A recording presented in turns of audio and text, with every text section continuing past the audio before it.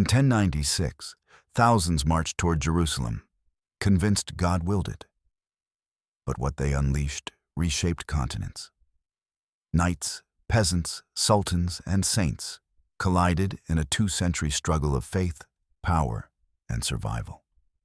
Stay with me to uncover the betrayals, miracles, and consequences still echoing today, and why neither side truly won forever. Section 1. The Road to the Holy City, June 7th, 1099. Outside Jerusalem. The sun is already brutal when the first banners appear on the ridgeline. Red crosses stitched onto dusty cloth, hanging limp in dead air. Helmets flash like scattered coins in the heat. You hear it before you see it. The scrape of mail, the low groan of tired men, the cough of mules pulling empty carts.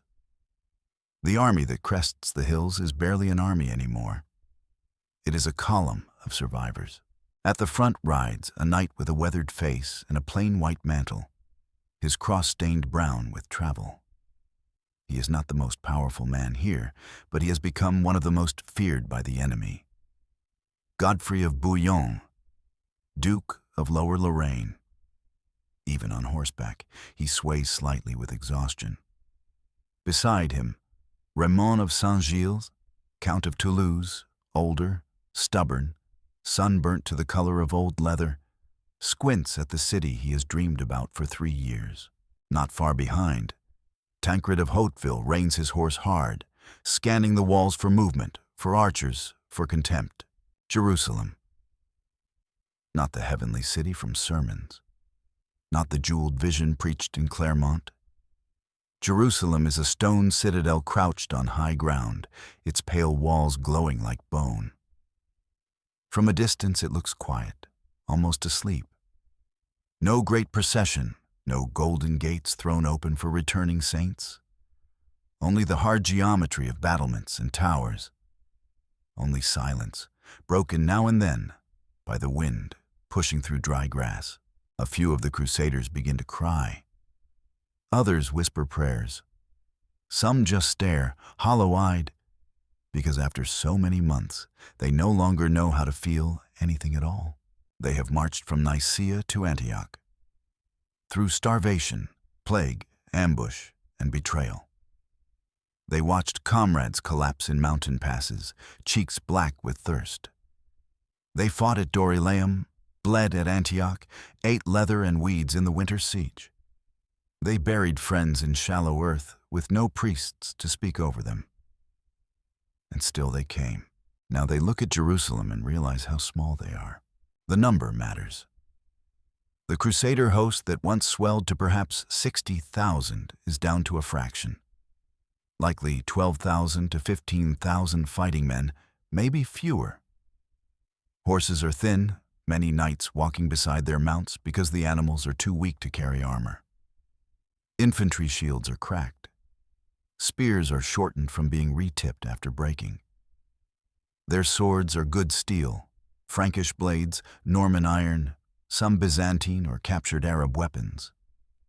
But steel cannot cut thirst. Inside the city, the defenders are also exhausted. The ruler of Jerusalem is Iftikhar al-Dawla, a Fatimid governor appointed from Cairo. He is a practical commander. He knows these Franks are dangerous, but he also knows what siege means. He has already ordered the countryside stripped bare. Wells are poisoned or filled. Cisterns are guarded. Villages that might have fed the Crusaders are emptied. The defenders have stockpiled grain and water behind walls reinforced with timber. And there is another truth. The city is crowded with fear. Weeks earlier, the Fatimids seized Jerusalem from the Seljuks. The politics are complicated. Sunni Turks pushed out by Shia Egyptians. But the civilians don't care about ideology when they're trapped between armies. The governor forcibly expels many of the city's Christians, fearing they'll side with the invaders. Jewish families are pulled into the city, allowed to remain, but watched carefully. Muslims from surrounding villages pour in for safety, crowding streets, sharing bread in courtyards, sleeping in the shade of temples. So the city waiting behind the walls is not a triumphal capital. It is a refuge under siege before the siege even begins. The Crusader princes set up camp quickly because they know what delay costs. Godfrey takes the north, near the road to Nablus. Tancred and his Normans position closer to the northwest. Raymond establishes his camp on Mount Zion to the south, near the city's weaker walls. There is still rivalry among them. Pride does not starve as easily as flesh. But Jerusalem forces their hands into cooperation. The first scout rides in and reports what the army already sees. The walls are strong, the ditches wide, the towers tall enough to swallow ladders. This is different from Antioch. There are fewer opportunities for betrayal, fewer weak points. And the Crusaders arrive with almost no timber. They try anyway. On the first day, they push forward with what they have: makeshift ladders, a few rams built from salvaged beams, shields held above heads like roofs. It is more a ritual than a strategy. The defenders answer immediately. Arrows hiss down, stones tumble off the walls with the slow, terrifying certainty of gravity. The Crusaders fall back in disorder, not because they are cowards, but because neither courage nor holiness makes ladders longer. Dust hangs in the air. Men spit grit. A chaplain lifts a cross and shouts that God will provide. Some soldiers believe him. Some don't anymore. In those first hours outside Jerusalem, something starts to crack inside the Crusader mind. For 3 years, the story they carried was simple. The holy city was waiting to be reclaimed, and if they endured enough, they would arrive to a place almost preordained to welcome them. But now the reality is a city prepared to outlast them, and they are the ones with empty stomachs. Raymond of Aguilers, a priest with the Provençal contingent, walks among the tents that night and listens to men talk. He hears not only prayers, but anger. Some curse the heat. Some curse the princes. Some curse their own vows. They expected Jerusalem to feel like a finish line. Instead, it feels like another wall. The next morning, the princes call a council. They must build siege engines, towers high enough to meet the walls, rams heavy enough to shake gates. But where do you build towers in a land stripped of trees? Then, just as hunger begins to convince men that God has finally turned his face away, riders arrive from the coast with news that sounds like salvation. Genoese ships have docked at Jaffa. Their commander, Guglielmo Embriaco, has taken apart vessels for timber, nails, rope, and tools. Everything the Crusaders lack. Oxen are harnessed. Columns are formed. The wood begins its slow grind uphill toward Jerusalem. In the camp, the mood shifts from despair to ferocious purpose. Hammers start ringing in the heat. Saws bite into planks. Men who could barely stand the week before now drag beams heavier than guilt. Armor is set aside for carpentry. Knights take orders from shipwrights. Every blow echoes an unspoken urgency. If the siege drags into August, they will not survive. And inside Jerusalem, Iftikhar al-Dawla watches the enemy transform. He had hoped thirst would break them. Now he sees towers taking shape. The siege has only begun. But the first great surprise is already on both sides. The Franks are not leaving, and the city they dreamed of is not the city that exists. Section 2. The Machines of Faith. The timber arrives in pieces that look too small to matter. Ship ribs, mast sections, planks salt-worn from the sea. But in the Crusader camp, it might as well be gold. By mid-June, the hills around Jerusalem ring with construction. The sound is constant. Mallets thudding into pegs, saws rasping through pine, men shouting measurements in a dozen tongues. It doesn't feel like a holy pilgrimage anymore. It feels like a desperate engineering race against time. Guglielmo Embriaco stands over the work like a man possessed, sleeves rolled, hands blistered, barking orders in Genoese. He is not a knight. He doesn't ride in shining mail. But here, outside Jerusalem, his skill carries the weight of an army's survival. Around him, laborers strip bark, shape beams, fit wheels. They build under canvas to hide their progress from the walls. The princes split the effort. Godfrey's camp in the north begins a towering wooden assault platform, a siege tower with multiple levels, wrapped in damp hides to resist fire. Tancred's men build a second device nearby, smaller but meant to distract. Raymond, in the south, on Mount Zion, constructs a massive ram and a tower of his own. Each prince wants the glory of the breach. Each also knows the truth. If one sector succeeds, all survive. The logistical reality is ugly. Water is rationed in cups. The Crusaders dig shallow pits for latrines and try to cover the stench with ash. Horses die daily. When a mule collapses, men don't look away. They measure its hide for leather. Priests lead processions through camp, bareheaded under the sun, chanting litanies that sound more like pleas now than certainty. Inside Jerusalem, the defenders are not idle. Iftikhar al-Dawla orders countermeasures as soon as he sees the smoke of carpentry fires. Men reinforce the northern walls with extra timber bracing. They inspect the towers nightly. Archers are rotated to conserve strength. Builders stockpile stones on parapets so they can be dropped in sudden torrents. The defenders also prepare the most terrifying weapon they have against wood: fire. Pitch cauldrons simmer on rooftops. Bundles of dry reeds are tied into torches. Oil is hoarded not for lamps, but for warfare. The governor's messengers run between sectors, rechecking weak points. There is no illusion in the city that this is a minor raid. Everyone understands. If the walls fail, the city becomes a cage. The Christians who were expelled earlier now watch from the villages beyond or from the Crusader lines, hearing distant prayers in Latin and Arabic. The Jewish quarter remains inside, braced for catastrophe. Muslim civilians fill the courtyards of the Al-Aqsa compound, the dome of the Rock, the narrow streets around the markets. You can almost imagine the sound of it at night.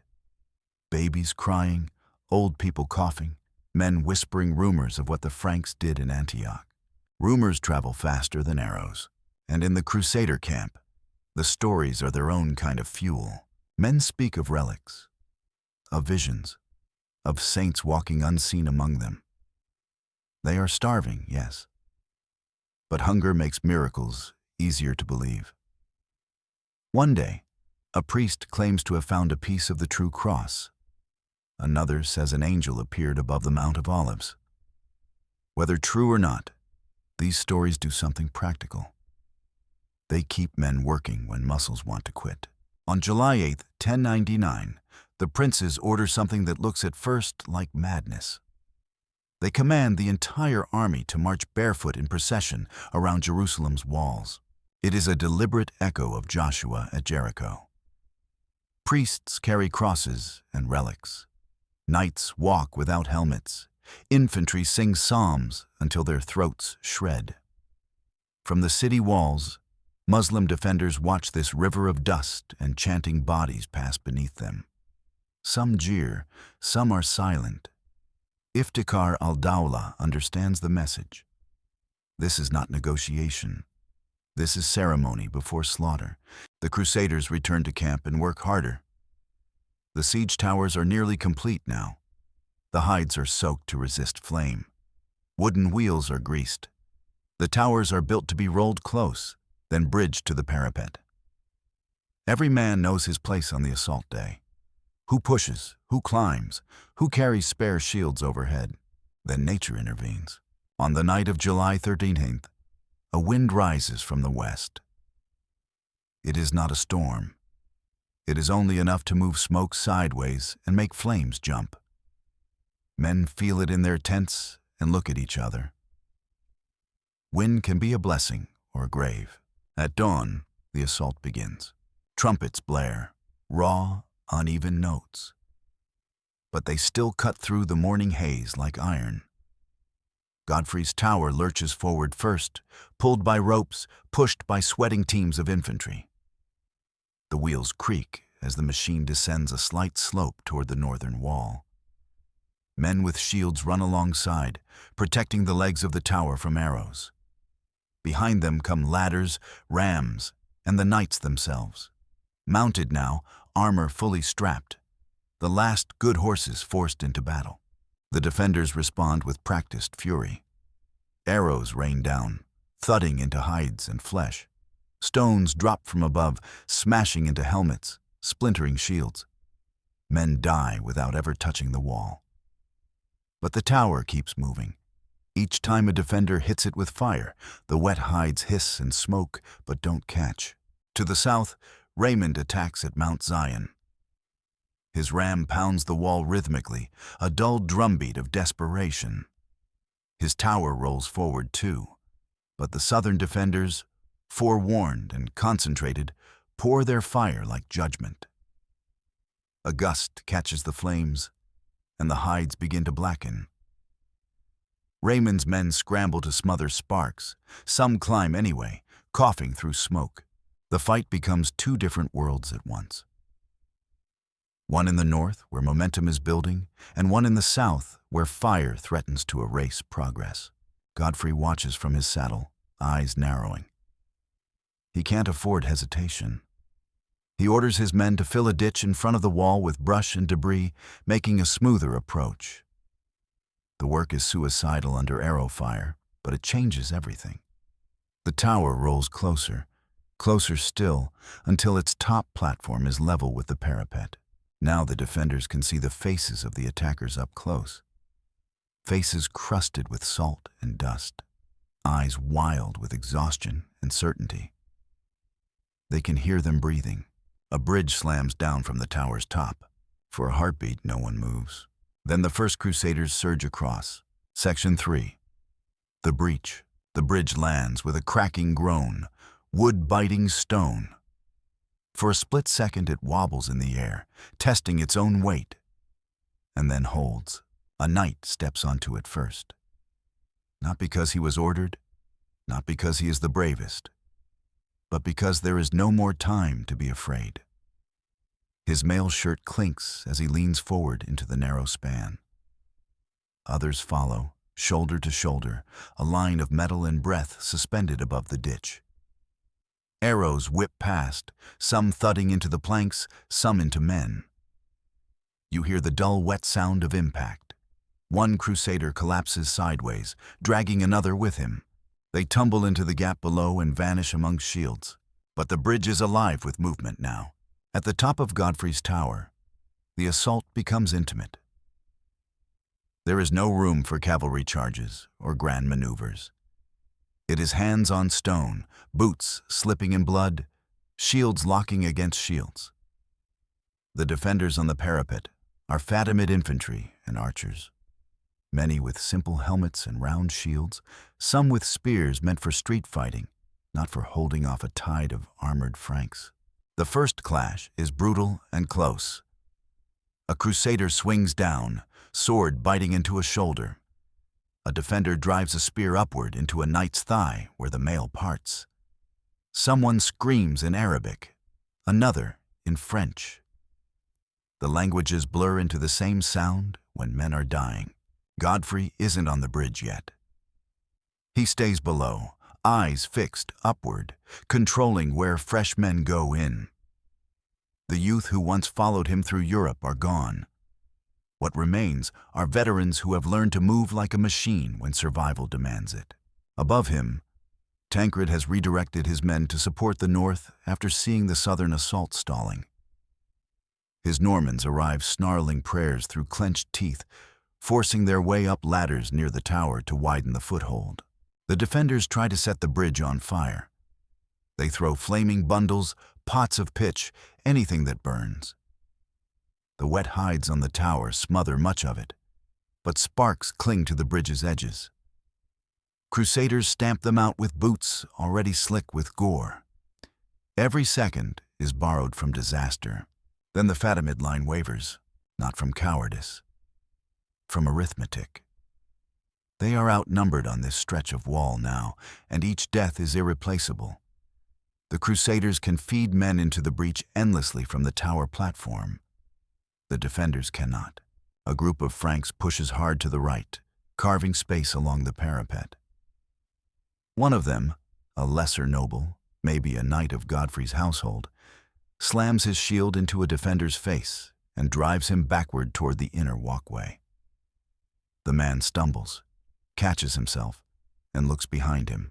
He sees what the Crusaders have not yet seen.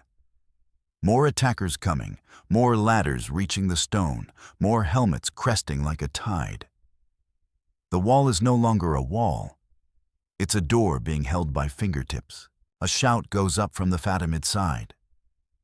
Men fall back step by step, giving ground along the wall in tight defense, trying to regroup near a tower where they can bottleneck the assault. Godfrey seizes the moment, ordering a second bridge dropped from another side of the tower, widening the crossing point. More Crusaders pour across, infantry with axes, spearmen, knights with swords held high. The parapet fills with bodies, and then the northern gate area begins to collapse inward. Some defenders retreat down interior stairs toward the streets. Others fight stubbornly until they are surrounded. The Crusader roar rises.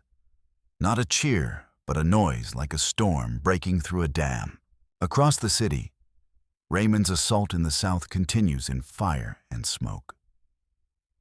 His tower has been badly scorched. His men are choking, blinded. Yet they do not know the north is breaking through. They only know the wall in front of them is still standing, and standing walls feel like curses. Raymond sends another push anyway. Men dragging ladders through flames, forcing defenders to keep their attention split. In Jerusalem, the sound changes. It begins as distant clamor in the north. Metal on stone, screaming, the crack of wood. Civilians pause mid-step in alleyways. They look up. They look toward the Temple Mount. Word spreads fast, carried by runners, by panicked voices, by children. The Franks are on the wall. Iftikhar al-Dawla is at his command post near the Tower of David. When the message reaches him, he doesn't collapse in despair. He is a sober leader. He calculates. The north is breached. The south is still resisting. The citadel is defensible. His priority becomes saving what can be saved. The garrison, some order, perhaps even civilians who can follow him into a final holdout. He sends orders for a retreat to the citadel. It is not a rout yet. It is a controlled withdrawal. But control is fragile. When defenders see comrades running, discipline turns to panic in a blink. Along the northern streets, Crusaders spilled down from the wall into the city, like water through a broken sluice. They smash through a gatehouse from within. They open gates for those still outside. Suddenly, the besieging army is not an army around Jerusalem. It is an army inside it. For the Crusaders, this is the instant of impossible realization. Jerusalem was a dream for so long that the body can't catch up to the fact that it is now real beneath their feet. Some stop and stare at the streets, at the domes, at the alleys that funnel them deeper. But the momentum of the breach doesn't allow stillness. Close by the wall, a Crusader priest shouts that God has delivered his city, and men answer with a frenzy that is half gratitude, half unleashed hunger. You can feel the siege's accumulated terror pouring out. 3 years of grief, blood, vows, and starvation condense into a single command in their minds. Take it, purify it, finish it. The defenders try to form pockets of resistance in narrow lanes. They fight from doorways, from rooftops, from courtyards. But the Crusaders are armed for pushing through lines, and the streets are too crowded to maneuver cleanly. Civilians are fleeing in every direction now, colliding with soldiers, screaming, dropping bundles, tripping over bodies. A Frankish knight rounds a corner and sees, for the first time, the density of the city. Not a glittering holy prize, but a living place stuffed with families who look exactly like families anywhere. He hesitates. Then someone behind him shoves him forward. The wave moves on. Section 4. The city they never imagined. The streets of Jerusalem compress sound the way a canyon does.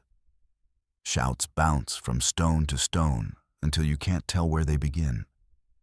The clang of steel becomes a constant ringing, like a bell that never stops tolling. Crusaders push inward in knots of men, not in neat formations anymore. In one alley, a defender lunges from a doorway with a short spear, stabbing into the back of a Frankish foot soldier. The man goes down with a gasp, legs folding beneath him. A Norman swings an axe in reply, splitting the doorframe and the man behind it. The alley fills with a sickly smell of fresh blood under summer heat. The Crusaders expected a holy city. What they find instead is a city in terror. Women drag children by the wrist, veils half torn, eyes wide with the animal logic of survival. Old men stumble carrying clay pots of water that slosh onto their feet and vanish into dust. You see a Fatimid infantryman, exhausted and sweating through his cotton tunic, trying to shepherd a cluster of civilians toward the south, shouting for them to keep moving, keep close to the walls. He looks over his shoulder and sees armored Franks rounding the bend. The civilians scatter. The soldier raises his spear anyway. He dies standing. In the chaos, the Crusaders' inner map of Jerusalem disintegrates. They had learned the city from sermons.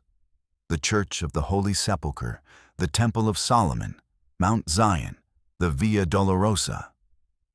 Those names were like lanterns held in the mind through hardship. But when they step into the streets, the lanes are too narrow, the buildings too close, the air too thick with smoke to match any imagined pilgrimage. Everywhere are the marks of siege. Roofs patched with brush against fires, doors barred from within, reservoirs guarded by desperate men. The walls they crossed were not the end of suffering. They were only the threshold into it. Some Crusaders break away toward the north markets, drawn by motion, by the instinct to clear resistance. Others push toward the southern quarters, believing Raymond's men must still be outside and need gates opened. The city becomes a maze of separate fights, and above it all, the holy skyline watches without comment.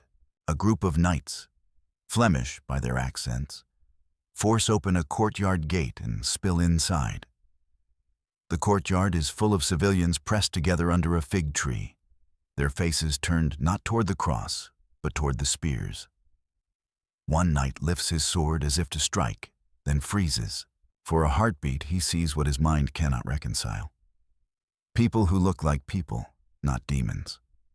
Unarmed, dusty, terrified, the kind of faces you could pass on a road in Europe. But behind him, someone shouts, "No mercy. Remember Antioch. Remember the hunger." The sword drops. There is no trumpet that signals what happens next. No command shouted from a prince.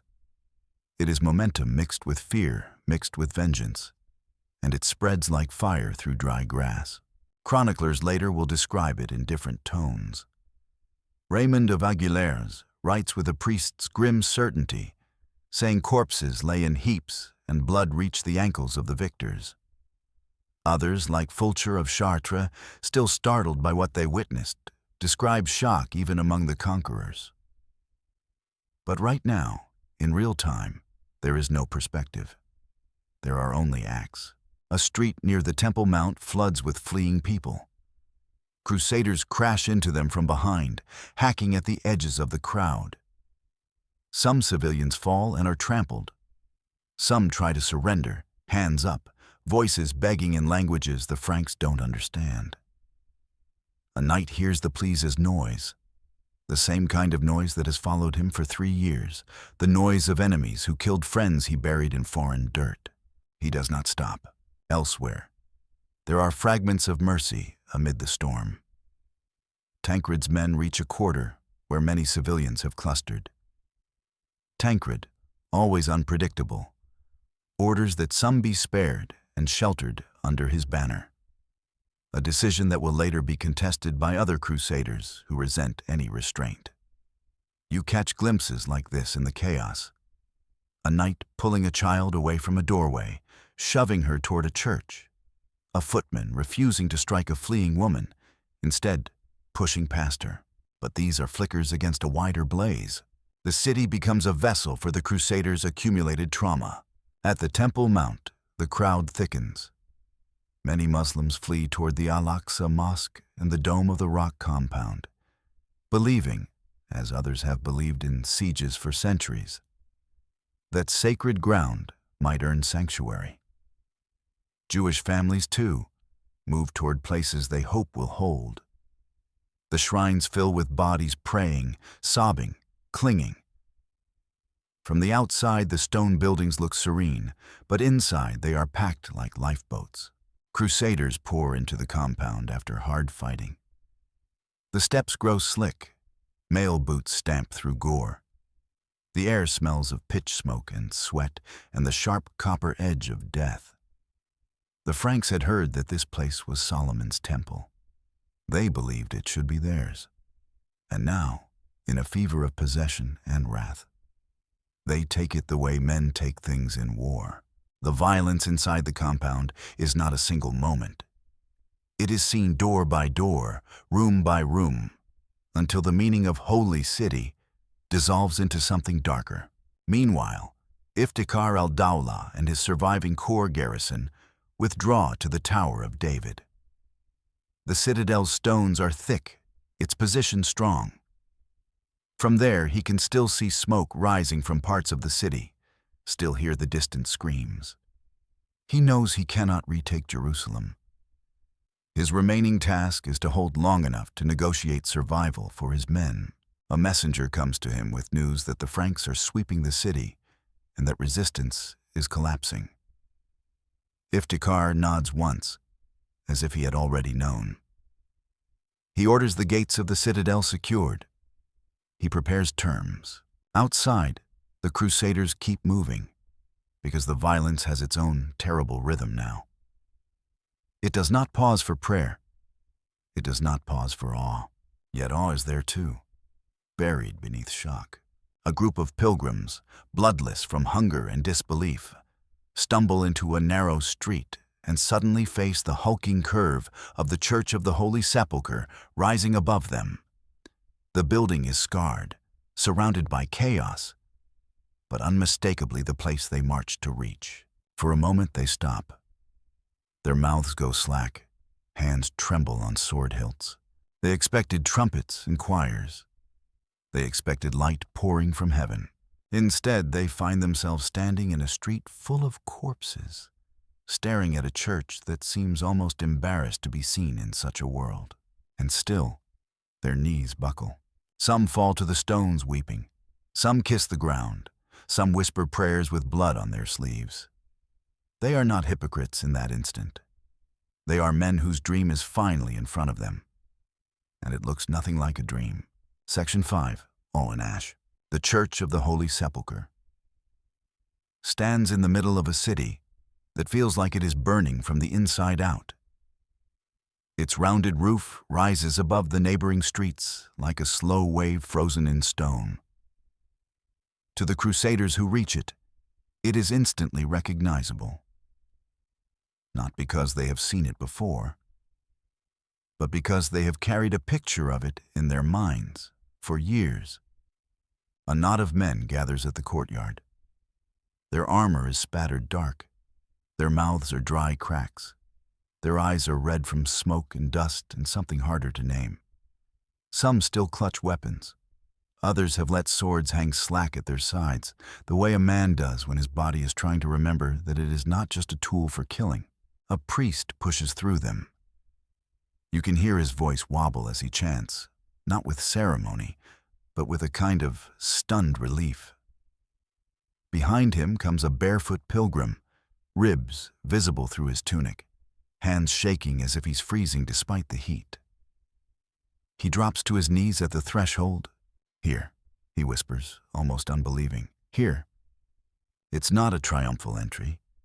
It's a collapse into the end of a long nightmare. Inside the church, the noise of battle fades to a muffled roar. The air is cooler, thick with candle smoke and incense that clings to the stones as if it never left. Crusaders step into the dimness and blink, eyes adjusting from the glare outside. Their boots leave bloody prints on the flagstones. Some cross themselves. Some make the sign over and over, compulsively, like a man trying to prove to himself that he is awake. They reach the aedicule, the small shrine covering what they believe is Christ's tomb. A few men touch the marble with fingers that are still trembling from killing. Others press foreheads against the stone and sob noiselessly. There is no clean break between the world outside and the world inside. You can sense it in the way their breathing doesn't slow, in the way some still flinch at every distant shout. Godfrey of Bouillon arrives later, pushed forward by men who part for him instinctively. He removes his helmet before entering. His face is deeply lined, not just by age, but by the steady erosion of years on campaign. He doesn't weep openly. Instead, he stands still for a long time, staring at the shrine. Those watching him see a man trying to understand a contradiction he cannot resolve. That he has reached the object of his vow by walking through a river of blood. Outside, the city is still being taken in full. Even as prayers rise in the church, other crusader bands are clearing streets, breaking resistance, hunting anyone who might still fight. In some quarters, defenders make last stands in doorways and alleys until they are cut down. In others, civilians are seized, killed, or driven into hiding.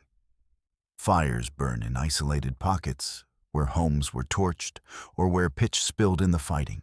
The Crusaders had imagined Jerusalem shining. What they have, by late afternoon on July 15th, is a city of smoke and screams. Tancred rides through an intersection littered with bodies. His horse sidesteps to avoid slipping. He looks toward the Temple Mount, where the slaughter has been worst, and his jaw tightens. He knows his banner has sheltered some fugitives. He also knows he cannot shelter the whole city. His men are swarming ahead, dragged by the same current as everyone else. Raymond of Toulouse finally enters from the south after he learns the north has broken through. His men are furious, believing they were denied the glory of the first breach. Tension flares almost instantly between northern and southern contingents. You hear shouting in Provençal, Norman, Flemish, German. For a moment, it seems possible the Crusaders might turn on each other right here. Inside the city they came to win. But the need to secure Jerusalem overrides rivalries. For now, as evening approaches, the violence begins to lose force not because of mercy, but because bodies get tired. Arms ache. The urge to kill saturates and then numbs. Some bands begin to loot food, gold, cloth, weapons, stumbling into storerooms and homes, searching for anything that might justify the cost of the journey. They find bread and dates and water. They eat like men who think the earth might vanish tomorrow. Others keep hunting. A Crusader footman kicks open a door and finds a family huddled behind a bench. The man is shaking with rage and hunger. He raises his spear. Then another Crusader behind him, younger, his beard barely grown, grabs his wrist. "Enough," the younger one says in Latin so worn it sounds like gravel. "We have the city." The older man glares, breath heaving. For a second, the spear wavers in the air. Then, with a curse, he lowers it and walks away. The family doesn't move until the footsteps fade. Scenes like that are rare, but they exist. They are the only hints that the Crusaders are beginning to see the city in front of them rather than the city they carried in their heads. In the Tower of David, Iftikhar al-Dawla watches the sun slide lower. He has held the citadel. He has saved his core troops from annihilation by retreating quickly. But he cannot stay. The Franks control the streets. Their banners are rising on towers. Their chants now roll through the city like a tide. He sends a messenger to Raymond's camp because he believes Raymond might bargain and because the southern prince is not the first to enter. Negotiation is a kind of leverage in defeat. Terms are arranged by nightfall. The governor will surrender the citadel in exchange for safe passage for himself and his household. The Fatimid soldiers inside will be allowed to leave. It is one of the few moments of structured restraint in the whole event, and it happens not out of mutual respect, but because both sides are thinking strategically, even in the smoke. That night, Jerusalem changes sound again. The battle noise dwindles into scattered cries and sobs. Fires crackle in the distance. The Crusader camp outside, now emptying into the city, glows with leftover torchlight. Within Jerusalem, Franks spread out in captured houses and courtyards, too exhausted to speak much. In the Church of the Holy Sepulchre, priests begin to sing a formal liturgy of thanksgiving. The Latin chants float into the nave and echo softly off stone. Crusaders kneel in rows, some still wearing armor, some too stunned to remove it. Their faces are slack with disbelief. A few stare upward as if waiting for heaven to interrupt the scene and correct it, because this is not how it was supposed to feel. They expected joy. They expected purity. They expected the end to be bright. Instead, they are kneeling in a holy place with blood on their hands and smoke in their lungs, trying to understand how victory can taste like ash. Section 6. The morning after, July 16th, 1099. Jerusalem at dawn. The heat returns fast, but the city is quieter now. Not peaceful, just emptied of motion. Smoke drifts in thin gray strands above rooftops, and the streets are strewn with what yesterday left behind. In places you can still see where bodies were dragged, leaving smeared lines in dust that already looks baked into the stones. Crusaders wake inside houses they did not build, beneath ceilings they have never seen, in a city they once called heaven. Some sleep sitting upright, armor still on, because taking it off feels like surrendering to vulnerability. Others wake with their mouths open, hands clenched around sword hilts, even in dreams. For a moment, in those first blurred minutes, the men who open their eyes don't know where they are. They hear distant chanting from the Holy Sepulchre. They smell stale smoke and iron. They roll over and see a carved window, a courtyard fountain, a piece of colored tile. Things that do not belong to Europe. And then memory hits like a mailed fist. Jerusalem, we took it. They step outside and begin to see what taking it means. In some streets, corpses lie in clusters where resistance was fiercest or where crowds were trapped. Flies already gather. Dogs and scavenging birds creep close, nervous at first, then bolder as no one stops them. The siege heat does not wait politely for burial. There is a practical reason the princes move quickly today. They are not only holy warriors now, they are occupiers. If they do not restore order, Jerusalem could rot into chaos, and a city in chaos cannot be held against whatever army comes next from Egypt or Damascus. Godfrey rides out early with a small guard, helmet on, face unreadable. He passes through streets where his men are still dragging supplies from houses, where some are arguing over loot, where others are too shell-shocked to speak. When he reaches the Temple Mount compound, he slows. The stones are slick in places, even after night. The air is sour with lingering smoke. Here the Crusaders' triumph is most tangled. They had believed this place to be Solomon's temple, not simply a building, but a symbol of biblical authority returned to Christian hands. Yet what they stand amid now is devastation. Godfrey doesn't make a speech. He simply orders his men to clear the area, to post guards, to restore some control. A few knights glance at each other, as if waiting for a blessing to make sense of what they did. None comes. At the Holy Sepulchre, the city's spiritual center for the Crusaders, the mood is different. Pilgrims and soldiers flow there all morning, drawn like iron filings to a magnet. They step through the door and feel the cool shadow roll over them. The liturgy continues. Not a single moment of prayer, but hours of it. A flood meant to wash away 3 years of fear. Raymond of Aguilers writes later that men wept from joy and from pity. That contradiction lives on faces today. One battered knight kneels near the shrine and lifts his hands, palms out. You can see the dried blood in the creases.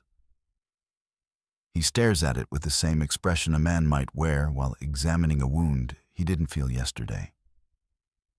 He whispers the Lord's Prayer, but his voice trembles on the word, forgive.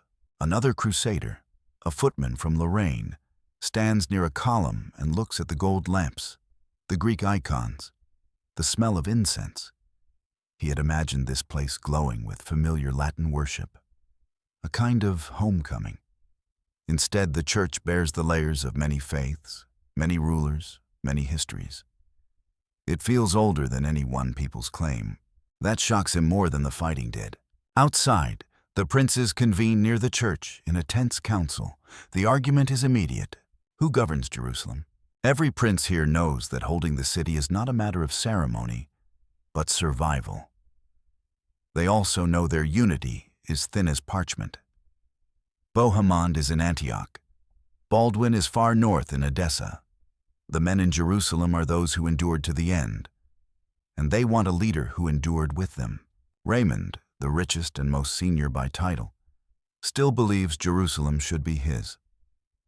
He occupied Mount Zion during the siege. He negotiated the surrender of the citadel. His Provençals see him as the rightful ruler. But Raymond is also mistrusted. Many knights believe he is too proud, too calculating, too unwilling to share glory. Godfrey stands as his rival by necessity more than ambition. He has no kingdom behind him, no great territory to fall back to. But he led the northern assault that broke the city. He is respected for personal piety and battlefield steadiness. To many crusaders, he feels like the only man who can keep the fragile coalition from splintering. The debate is not polite. Voices rise. Knights bargain in corners.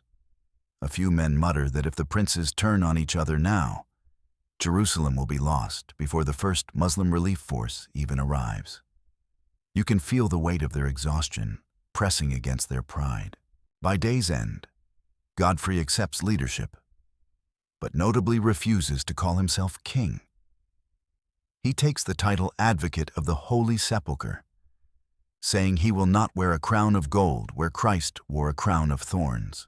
It is a gesture of humility and an unmistakable political move. He grounds his authority not in conquest alone, but in sanctity. The Crusaders cheer him, some with relief, some because the words soothe a nightmare they can't yet face. But beyond the councils and processions, ordinary Crusaders walk Jerusalem and feel the city resisting their expectations. They find streets full of homes that don't resemble Europe. Courtyards with citrus trees, mosaic floors patterned like stars, water systems and cisterns that prove this was a living, managed city, not just a trophy. They meet Eastern Christians who speak Arabic or Greek, not Latin, and who stare at them with wariness rather than gratitude. Some Crusaders are startled by that. They expected rescued brothers. Instead, they find strangers who have survived long before the Franks arrived. And as the day goes on, another surprise tightens around them. There is no moment when everything turns clean. Victory does not erase the memory of what they saw. It doesn't simplify it. The holy sites remain holy, but the path to them is littered with yesterday. By evening, as the sun dips behind the western hills, a few crusaders climb the Mount of Olives and look back at Jerusalem. The domes glow copper in the last light. The walls stand whole again in silhouette. From a distance, the city finally resembles the vision that brought them here. But the men on the hillside know better now. They have entered Jerusalem twice, once in their imagination and once through blood and smoke. And those two Jerusalems will never match. Section 7. The Weight of What Was Won. July 17th, 1099. Jerusalem under a hard blue sky. The city begins to reorganize itself around the living. The first task is grim and urgent. The dead must be cleared, not for ceremony, for survival. The summer heat turns bodies into contagion within hours. Godfrey's orders are blunt. Work parties are formed from infantry and pilgrims. They drag corpses out of alleyways, off stairwells, from courtyards where yesterday's terror still seems to linger like smoke. Some bodies are buried in shallow pits beyond the walls. Others are burned. The smell rolls over the city in waves, a thick, sour blanket that makes men gag behind their beards. Crusaders who can't bear it cover their faces with cloth soaked in vinegar. Even then, the stench clings to them. It gets into the mail, into hair, into dreams. A few soldiers work silently, eyes blank. Others mutter prayers for strangers they killed. You can tell which ones still believe God is watching, and which ones are afraid he never was. At the same time, Jerusalem becomes a chessboard. Godfrey and his council assign gates to specific contingents. Watch rotations are posted on towers. Barriers go up in streets that funnel toward key sites. The Holy Sepulchre is guarded day and night, treated less like a church now and more like the beating heart of a newborn state, because that is what Jerusalem has become. The princes who remain begin building a political order in real time. There is no royal bureaucracy waiting for them, no supply system, no reinforcements marching neatly from Europe. Jerusalem is theirs, but it is also isolated, thinly held, and surrounded by enemies who will not accept this outcome. Scouts go out toward Ascalon, toward the coastal roads, toward the inland routes to Hebron and Nablus. They return with the news everyone expects and everyone fears. A Fatimid relief army is assembling in Egypt. It will march north soon. So the Crusaders prepare for battle again before they've even digested the last one. They sharpen blades. They refit arrowheads pulled from bodies. They gather horses that survived the siege, laming some to keep others strong. The army that took Jerusalem is small, exhausted, and now forced to stand its ground against fresh troops. Some men quietly ask each other if they are cursed. In this pressure, the meaning of the conquest shifts. Jerusalem is no longer only a destination. It is a responsibility that feels heavier by the hour. Inside the city, the surviving population is a different kind of problem. Human, moral, political, unavoidably real. Eastern Christian communities begin to return cautiously. Some are Syriac-speaking, some Greek, some Armenian. Their churches were old when Europe was young. They do not greet the Franks with simple gratitude. Some are relieved the Fatimid garrison is gone. Others are horrified by what they witnessed over the last 3 days. They have learned to survive under many rulers. They are not certain the newest ones will be kinder. Crusaders, who expected a unified Christian welcome, are unsettled by this ambiguity. They don't say it aloud, but you can see it in their faces when they hear unfamiliar liturgies, when they watch Eastern priests cross themselves differently, when they realize the Christianity of Jerusalem is not a mirror of their own. It is another gap between dream and reality. There are also captives. Some Muslims and Jews are held for ransom. Some are forced into labor. Some have escaped into the countryside. The city's demographic landscape is changing fast, and no crusader policy can fully control the ripples. Jerusalem is becoming Frankish, but it remains Jerusalem, stubbornly layered with histories that refuse to disappear. By July 20th, the crusader camp outside empties almost entirely as men shelter inside walls. The siege lines have become defensive lines. The city's wells and cisterns are guarded. Food stores are inventoried. Godfrey's men begin repairing damage on the northern sector, reinforcing what broke. They don't do it in celebration. They do it because they know the next army will try to break it too. And in that coming shadow, the Crusaders' emotional high begins to fade into something quieter and more complicated. A Provençal knight walks alone in the early hours, before the heat rises. He passes a market stall overturned in the fighting. He sees a small sandal in the dust, child-sized. He stops, stares at it, then keeps walking. A Norman footman climbs to the ramparts at sunset and looks over the hills where they first arrived. He remembers the moment he saw Jerusalem for the first time. The tears, the prayers, the certainty that paradise was near. Now he looks down into the streets and knows that paradise doesn't smell like smoke. At the Holy Sepulchre, pilgrims continue arriving in small trickles. Men who had lagged behind, monks who endured the march late, wanderers who hear the city is open. They enter with shining eyes and fall to their knees in the exact awe the first conquerors felt days ago. But the veterans watch them differently now, not with mockery, with a tired pity, because they know what those pilgrims don't yet. Jerusalem is not a finish line you cross, then go home unchanged. It is a place that reshapes you, sometimes in ways you never intended to be reshaped. The Crusaders couldn't believe what they found inside Jerusalem in 1099 because the city wasn't only stone and shrines. It was people. It was fear. It was a living world that did not pause to match their expectations. And the most shocking discovery of all was this. They had marched to reclaim heaven. But heaven had to be held with earthly hands. Hands that trembled, hands that killed, hands that now had to build a future on top of what they had done. Late in July, the Crusaders will march out to meet the Fatimid army at Ascalon. And they will win. One last burst of miracle before reality fully closes in. But that is another story. For now, Jerusalem sits under their banners, quiet in the heat, holy and wounded at once. And every crusader who walks its streets carries the same private weight. We reached the city of God and found the terrible cost of reaching it.